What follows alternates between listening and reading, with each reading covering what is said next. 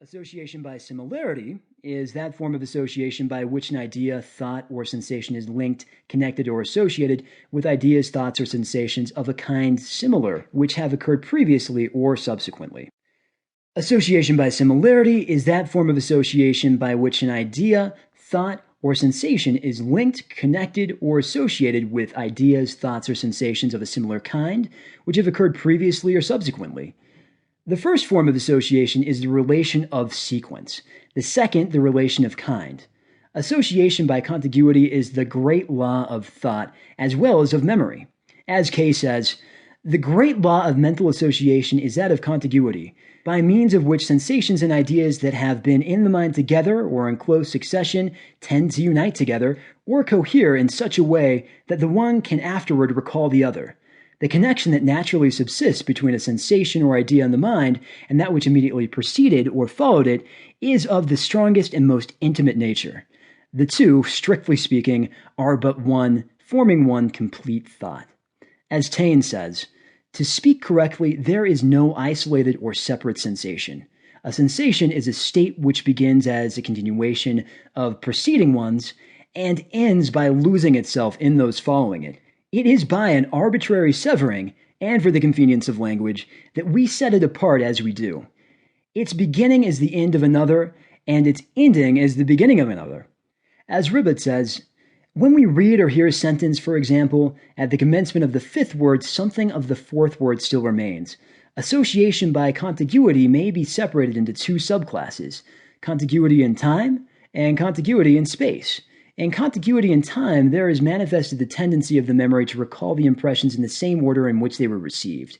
The first impression suggesting the second, and that the third, and so on. In this way, the child learns to repeat the alphabet, and the adult the succeeding lines of a poem. As Priestley says, in a poem, the end of each preceding word being connected with the beginning of the succeeding one, we can easily repeat them in that order, but we are not able to repeat them backwards till they have been frequently named in that order.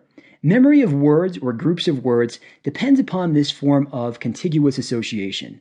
Some persons are able to repeat long poems from beginning to end with perfect ease, but are unable to repeat any particular sentence or verse without working down to it from the beginning. Contiguity in space is manifested in the forms of recollection or remembrance by position. Of association by contiguity. By remembering the things connected with the position of a particular thing, we are enabled to recall the thing itself.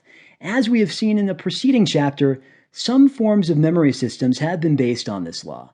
If you will recall some house or room in which you have been, you will find that you will remember one object after another, in the order of the relative positions or contiguity in space or position.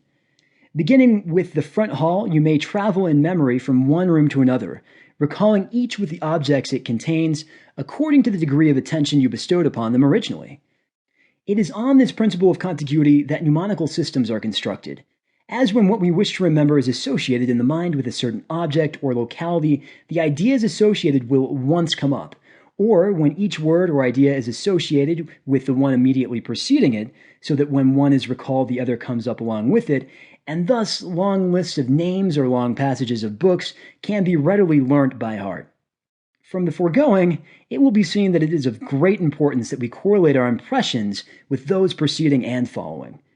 The more closely knitted together our impressions are, the more closely they will cohere, and the greater will be the facility of remembering or recollecting them.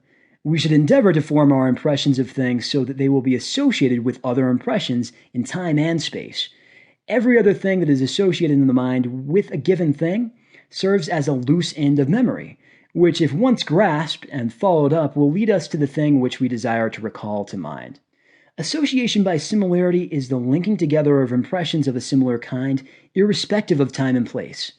Carpenter expresses it as follows. The law of similarity expresses the general fact that any present state of consciousness tends to revive previous states which are similar to it.